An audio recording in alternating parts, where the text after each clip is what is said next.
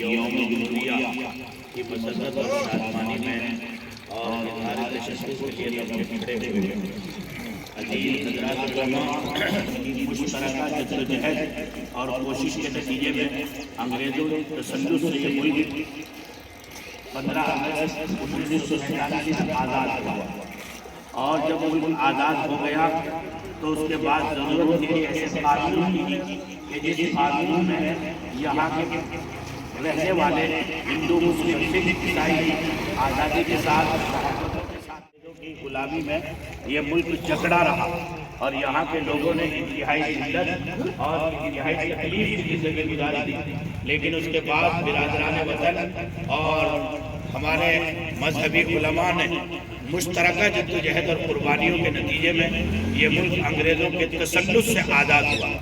اس ملک کو ضرورت تھی ایسے قانون کی کہ جس قانون میں یہاں کی رہنے والی تھی، تو الحمدللہ 1947 15 اگست کو ملک آزاد ہوا، اور 2 سال 11 مہینے 18 دن اس ملک کو چلانے کے لیے قانون کو بنانے میں لگے۔ کتنے دن بھائی؟ 2 سال 11 مہینے 18 دن۔ اس کے حساب سے آج 26 جنوری یوم جمہوریہ ہے۔ 26 جنوری کیا ہے؟ یوم جمہوریہ۔ یوم جمہوریہ، جمہوری سلطنت کس کو کہتے ہیں؟ کہ جہاں سلطنت عوام کی ہوتی ہے، انتخاب عوام کا ہوتا ہے، اور حکمران عوام کی مرضی کے مطابق اس ملک پر حکومت کرتے ہیں، تانا شاہی نہیں ہوتی۔ اس ملک کو جمہوری سلطنت کہتے ہیں۔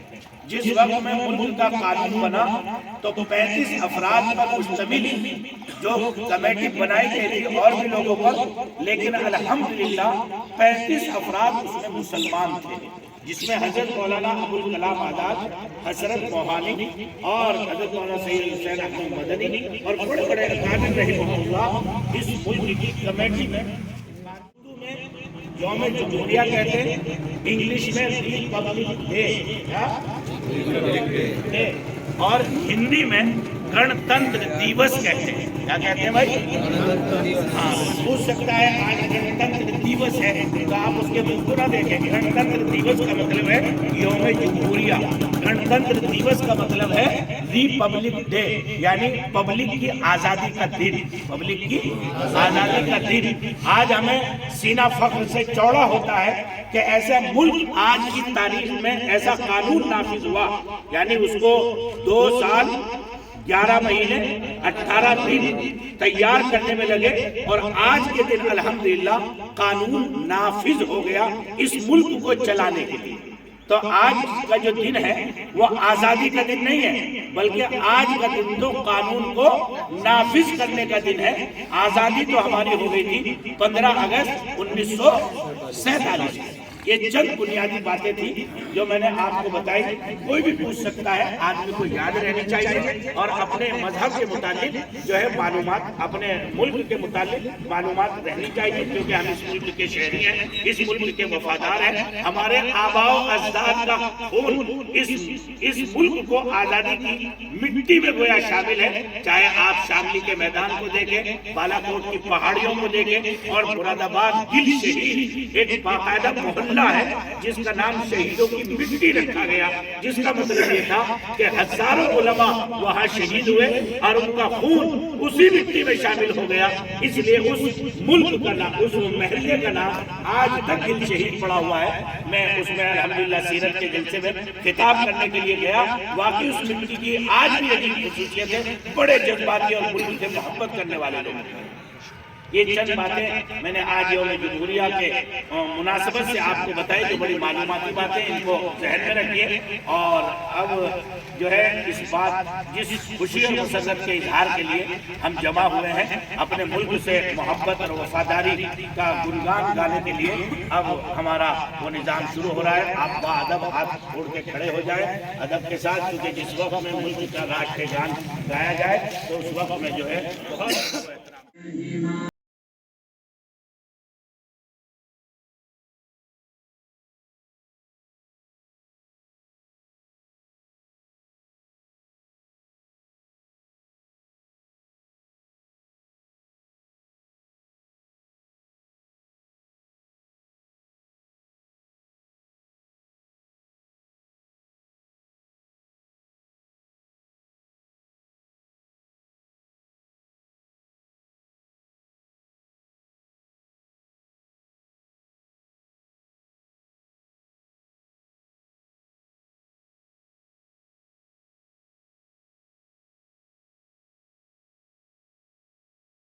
دار کی عبادت فرما رب کریم آقا آج کے دن کو دیکھنے کے لیے اللہ اس کھلی فضا میں سانس لینے کے واسطے جو مسلمانان ہند اور ہمارے دیگر وطنی بھائیوں نے بالخصوص علماء کرام نے اللہ قربانیاں پیش کی ہیں، اپنی جانوں کے نذرانے پیش کیے ہیں، رب کریم آقا ہماری طرف سے ان کو بہترین بدلہ نصیب فرما، بہترین جزا نصیب فرما۔